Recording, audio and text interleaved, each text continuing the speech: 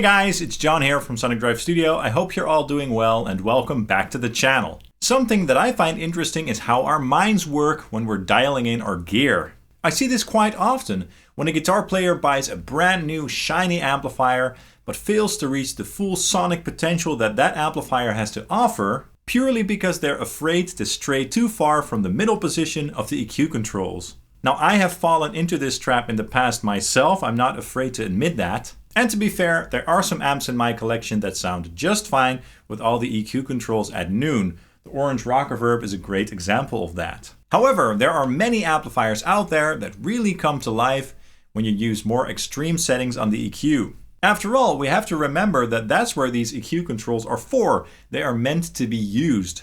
One of my favorite amps, the ENGL Fireball 100, is a great example of that. I remember when I got this amplifier some years ago, I thought it sounded pretty cool, and when I started using it, I had the EQ controls around noon-ish, and I didn't really stray too far from that. Because that's how you dial an amp in from the start, right? And it should sound good with everything at noon, right? Well, I was wrong.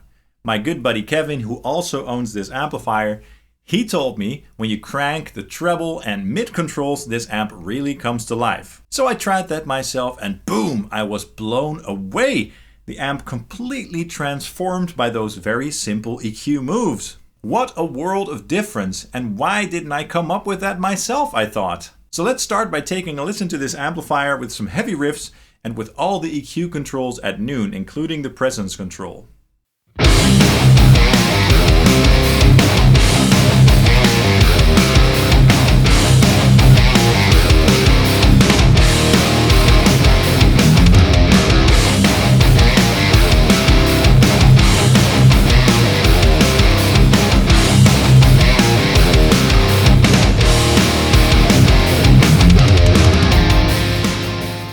Okay, it doesn't sound horrible, but it sounds pretty dark and sort of tubby and just not fierce and articulate enough. And I honestly think that this is one of the reasons why some people online tend to claim that the Fireball gets drowned out in a full mix. However, this is very easily remedied by using some more extreme EQ settings.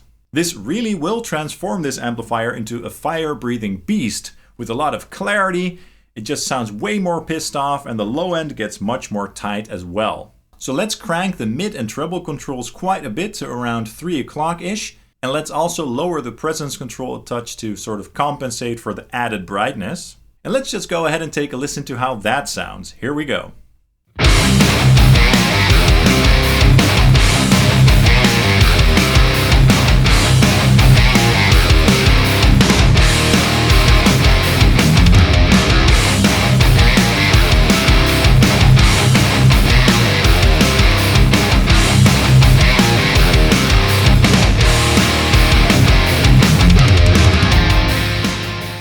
Wow, what a world of difference, right?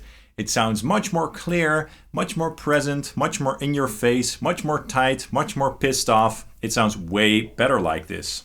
To demonstrate the difference more clearly, let's take a listen to an A-B back-to-back comparison so you can really hear the differences up close. Here we go.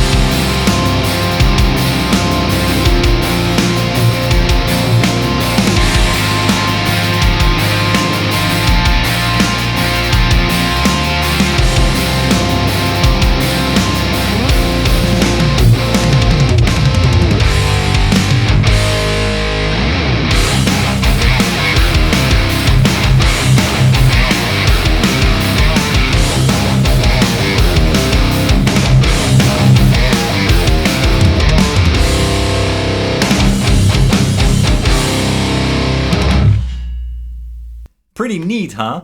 So if you own an ENGL Fireball, don't be afraid to try this. A quick note on the signal flow.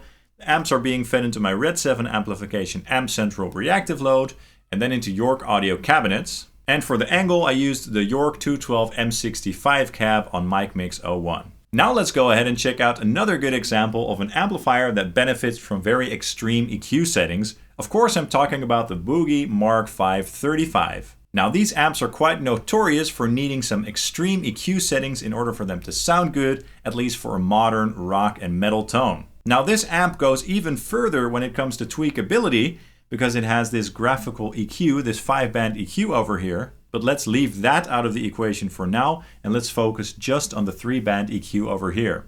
So I'm going to leave the graphical equalizer on throughout this comparison. Let's focus on the tone stack over here to see how they affect the tone and the response of the amplifier. Let's start by taking a listen to this amplifier with all the EQ controls at noon, including the presence control. Here we go.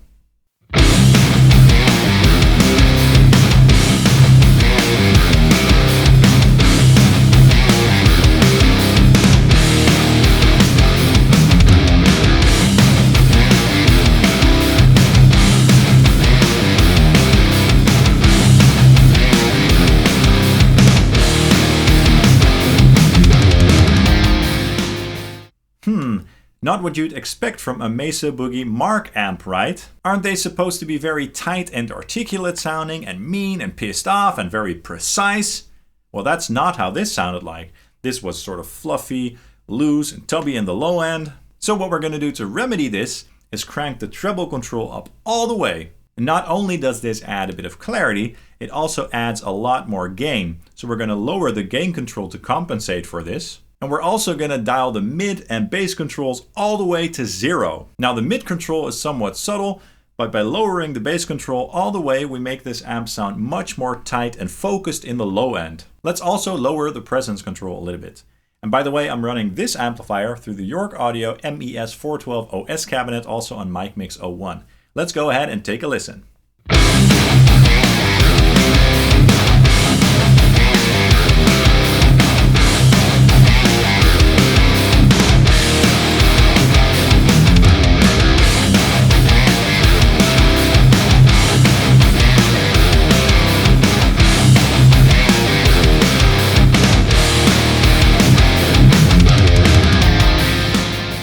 Much better, right?